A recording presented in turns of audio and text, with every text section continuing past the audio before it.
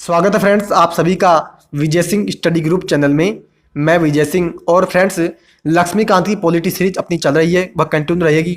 लेकिन साथ ही आज हम एक विशेष लेक्चर जो है डिस्कशन करेंगे कि क्या मूल अधिकार जो विदेशियों को भी मिले हैं, यानी मूल अधिकार हमें तो मिले हैं, यानी भारत के नागरिकों को तो हमने मूल अधिकार दिए हैं अनुच्छेद 12 से लेकर के 35 तक, लेकिन क्या विदेशियों को भी कुछ मूल अधिकार हैं।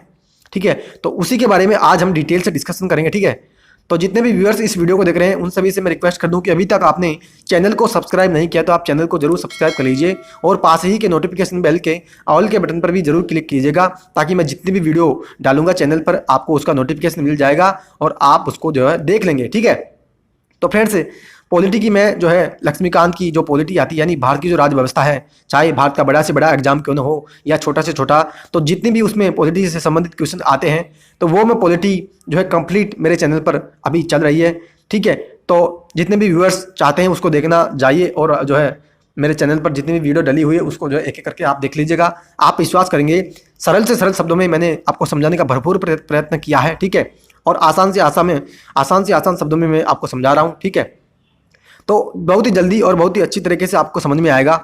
ठीक है, क्योंकि मित्रों क्या होता है कि इसलिए मैं कह रहा हूँ क्योंकि सुनने से हमें ज़्यादा याद होता है। और क्या होता है कि सुनते हैं ना हम, तो हमें यानी जब हम सुनते हैं तो हम देखते भी हैं किसी चीज़ को और हम सुनते हैं, इसलिए हमें दो प्रकार के बेनिफिट मिलते हैं जिस कारण हमें ज़्यादा याद होता है। और हम जब पढ़ते हैं तो ज़्यादा हमें याद नहीं रहता, इसलिए मैं कह रहा हूँ कि आप जाइए और जो है उनको एक एक करके सुन लीजिए।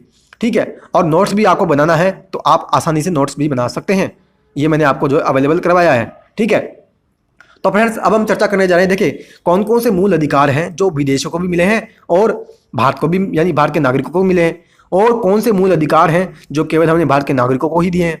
ठीक है, तो उसी की हम आज चर्चा करेंगे। यानी मित्रों आप याद रखना अनुच्छेद 15, 16, 19, 29, 30, यानी जो ये 5 मूल अधिकार है ना, ये मूल अधिकार 5 केवल और केवल हमने भारत के नागरिकों को ही दिए हैं, यानी ये मूल अधिकार हमने विदेशियों को नहीं दिए। क्या कहता है सुनिए कि केवल नागरिकों को प्राप्त मूल अधिकार जो विदेशों को नहीं, यानी मित्रों वही मूल अधिकार जो हमने केवल भारत के नागरिकों को दिए और विदेशों को नहीं दिए, कौन से हैं कि केवल धर्म, मूल, वंश, जाति, लिंग, जन्म स्थान के आधार पर विभेद का प्रतिषेध। यानी मित्रों आप जो है किसी भी व्यक्ति के साथ धर्म के आधार पर, मूल, वंश के आधार पर, जाति के आधार पर, लिंग के आधार पर या जन्म के आधार पर किसी भी व्यक्ति के साथ आप किसी भी प्रकार का भेदभाव नहीं कर सकते। ठीक है, आप इस बात को याद रखना। अगर आप भेदभाव कर रहे हो तो आप उस व्यक्ति के मूल अधिकारों को हनन कर रहे हो, और वो व्यक्ति जा सकता है सीधा अनुच्छेद 32 के तहत सुप्रीम कोर्ट या अनुच्छेद 226 के तहत हाई कोर्ट जा सकता है और वहां जाकर के वह रिटें जारी करवा सकता है। ठीक है, कौन सी? जो 5 रिटें होती है, बंदी, प्रत्यक्षीकरण, परमादेश, अधिकार पक्षा, प्रतिषेध और उत्प्रेषण। ठीक है, तो इनमें से जो चाहेगा वो रिटें जारी करवा लेगा जिस प्रकार का उसका मामला होगा। ठीक है, ये हमने बात की अनुच्छेद 15 की, जो हमने दिया भारत के नागरिकों को मूल अधिकार, हमने विदेशों को यह अधिकार नहीं दिया। ठीक है, अनुच्छेद 16 हमने किसको दिया?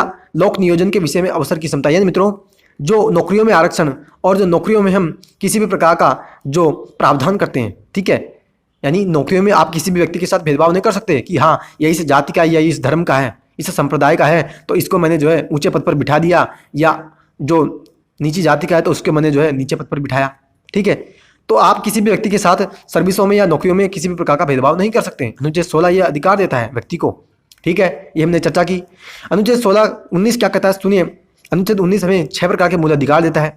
कौन कौन से? विचार एवं अभिव्यक्ति, सम्मेलन, संघ, संचरण, निवास और वृत्ति, यानी 6 मूल अधिकार हमें देता है। यानी आप जो है विचार किसी भी प्रकार के रख सकते हो, आप सम्मेलन कर सकते हो, आप संघ बना सकते हो, क्लब बना सकते हो, यूनियन बना सकते हो, सहकारी समिति आप गठित कर सकते हो। ठीक है, आप भारत देश में कहीं भी घूम सकते हो।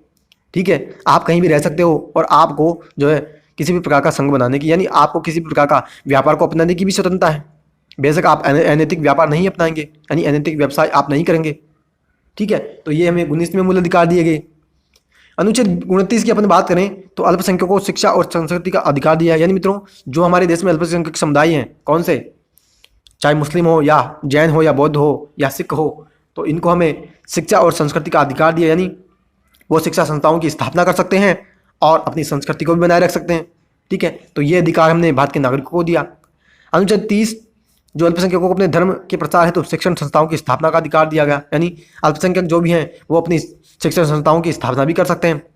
तो मित्रों 15, 16, 19, 29, 30 ये जो 5 मूल अधिकार हैं ये हमने केवल और केवल भारत के नागरिकों को दिए हैं, हमने किसी भी विदेशी व्यक्ति को ये अधिकार नहीं दिया है। ठीक है, तो कहीं अगर आपसे ये पूछ लें कि कौन से मूल अधिकार हैं जो हमने विदेशों को नहीं दिए, तो मित्रों आप इस बात को याद रखना, 15, 16, 19, 29 और 30 जो हैं ये मूल अधिकार हमने केवल नागरिकों को दिए हैं, और जो है ये मूल अधिकार हमने भारत के नागरिकों को दिए हैं और विदेशियों को नहीं दिए हैं। तो ये मूल अधिकार हमने विदेशों को नहीं दिए। ठीक है, अब हम चर्चा कर रहे हैं कि कौन से मूल अधिकार हैं जो हमने विदेशों को भी दिए हैं, यानी नागरिकों के पास तो हैं ही लेकिन विदेशियों के पास भी हैं। कौन से हैं? अनुच्छेद 14 यानी विधि के समक्ष क्षमता और विधि को समान संरक्षण, यानी मित्रों कानून के समक्ष सभी समान होंगे, और कानून के समक्ष सभी समान तो हैं और किसी भी व्यक्ति को हमने विशेष अधिकार नहीं दिया। अनुच्छेद 14 ये बात करता है। अनुच्छेद 20 अपराधों के लिए दोषसिद्धि के संबंध में संरक्षण, यानी अगर मान लीजिए आपने कोई अपराध कर दिया और आपके अपराध का पुलिस को यानी आपके अपराध को पुलिस को जो है सिद्ध करना है, तो उस परिस्थिति में आपके लिए कौन से अधिकार आपके पास है, यानी 24 घंटे के अंदर अंदर, यानी आपको गिरफ्तार करने के 24 घंटे के अंदर अंदर आपको जो है मजिस्ट्रेट के समक्ष प्रस्तुत किया जाएगा, और आपको खुद को यानी आपको स्वयं को अपने साक्ष्य बनाने के लिए यानी साक्ष्य जो है इकट्ठा करने के लिए आपको बाध्य नहीं किया जाएगा। ठीक है, तो ये चर्चा होती है। और आपको जो एक ही अपराध के लिए एक ही दंड दिया जाएगा, ऐसा नहीं होगा कि आपने एक अपराध किया है और आपको दो दंड दिए जा रहे हैं, तो ऐसा भी नहीं होगा। तो ये आपको जो है कुछ अधिकार दिए गए। ठीक है, और ये अधिकार हमने विदेशियों को भी दिए हैं। आगे प्राण और देह की स्वतंत्रता का संरक्षण, यानी चाहे भारत में कैसी भी परिस्थिति आ जाए, राष्ट्रीय आपातकाल लग जाए या कैसी भी परिस्थिति आ जाए, लेकिन आपकी स्वतंत्रता का आपको अधिकार है। आपकी जो सुरक्षा है, आपके शरीर की जो सुरक्षा है, आपके प्राण की जो सुरक्षा है, वो अधिकार आपके पास है, चाहे विदेशी व्यक्ति ही क्यों न हो। यानी विदेशी व्यक्ति का भी तो प्राण है, उसी में भी तो जीव है, वो भी तो मनुष्य है, तो उसके पास भी हमने ये मूल अधिकार दिया है कि भैया आप भी जो अपनी स्वतंत्रता और आपकी अपनी सुरक्षा करोगे। फिर अनुच्छेद 21 की बात करते हैं। 21 का है जो शिक्षा का अधिकार है, यानी जो 86वां संविधान संशोधन अधिनियम 2002 के माध्यम से हमने जोड़ा था। ठीक है, और एक मूल कर्तव्य भी जोड़ा कि प्रत्येक माता पिता का कर्तव्य होगा कि वह बच्चे को विद्यालय भेजेगा। ठीक है, और अनुच्छेद 21 को पूरा करने के लिए हम जो है एक RTE एक्ट भी लेकर के आए थे 2009 में, यानी शिक्षा का अधिकार, जिसके माध्यम से जो है 25% जो सीटें होती है वो प्राइवेट स्कूल जो है गरीब बच्चों के लिए जो है आरक्षित रखते हैं। ठीक है, तो ये हमने अधिकार दिया नागरिकों को भी और विदेशियों को भी।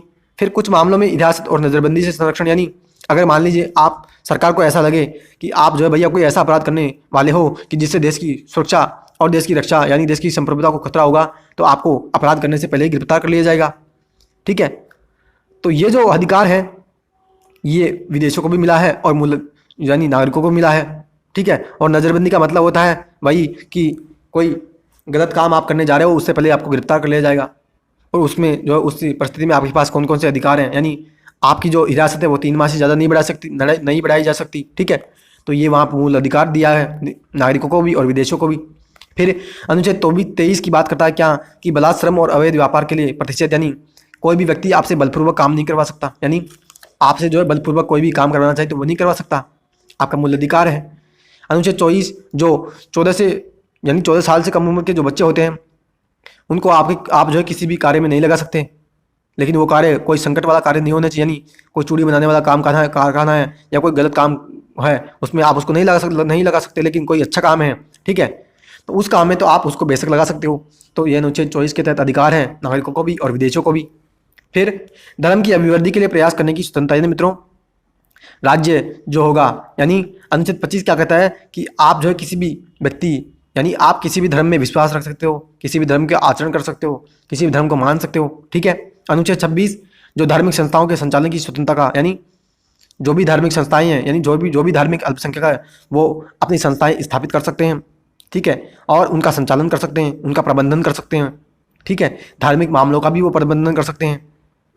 और मित्रों किसी धर्म को प्रोत्साहित करने के लिए कर से छूट, यानी जो राज्य मान लीजिए राज्य ऐसा नहीं कह सकता कि मुझे जो है इस धर्म को बढ़ाना है तो आप यानी इस धर्म को बढ़ाने के लिए मैं भारत देश के लोगों के ऊपर टैक्स लगा रहा हूँ, तो राज्य ऐसा नहीं कर सकता। ठीक है, तो ये आपको मूल अधिकार है, विदेशों को भी है और नागरिकों को भी है। ठीक है, तो अनुच्छेद 28 फिर क्या कहता है, कुछ विशिष्ट संस्थाओं में धार्मिक आदेशों को जारी करने की स्वतंत्रता, यानी मित्रों मान लीजिए किसी स्कूल में जो है धार्मिक प्रार्थना हो रही है और उसमें जो है हिंदू धर्म से संबंधित प्रार्थना बुलाई जा रही है, तो मुस्लिम धर्म का कोई बच्चा है तो वो कह सकता है कि मैं इस प्रार्थना में शामिल नहीं होऊंगा, उसका अधिकार है, मूल अधिकार है, यानी उसकी सहमति के बिना आप उसको शामिल नहीं कर सकते। और कई बार आपने सुना भी होगा, कई बार ये मुद्दा उठ करके आता है कि स्कूलों में हिंदू धर्म से संबंधित प्रार्थनाएं बुलवाई जाती है और मुस्लिम धर्म का जब वहाँ पे मामला उठ करके आता है कि मुस्लिम धर्म वाले ये कहते हैं कि हमारे बच्चे वहाँ शामिल नहीं होंगे उस जो प्रार्थना है उसके अंदर।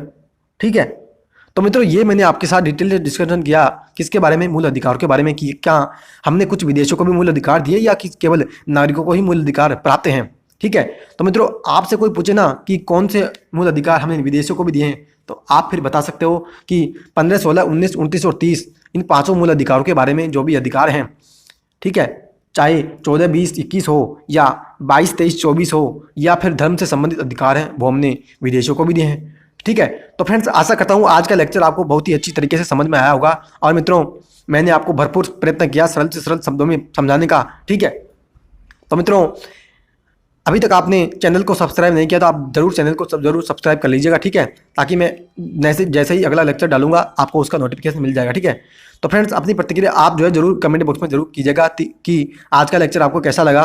ठीक है, और फ्रेंड्स जितने भी व्यूअर्स इस वीडियो को देख रहे हैं मैं फिर से कराऊँ, आप जो है जाइए और उन वीडियो को जरूर देखिएगा मेरे चैनल पर जो डली हुई है। जैसे आज का लेक्चर मैंने आपको समझाया है वैसे ही एक एक शब्दों पर एक एक प्रावधानों पर मैं इस तरह से डिस्कशन करता हूं कि आपको जो है वो फिर भूलने में यानी आप उसको कभी भी नहीं भूल पाओगे। ठीक है, तो फ्रेंड्स आशा करता हूं आज का लेक्चर आपको पसंद आया होगा। अब मिलेंगे हम अगले लेक्चर में, तब तक के लिए हैव अ नाइस डे। जय हिंद, जय भारत, वंदे मातरम।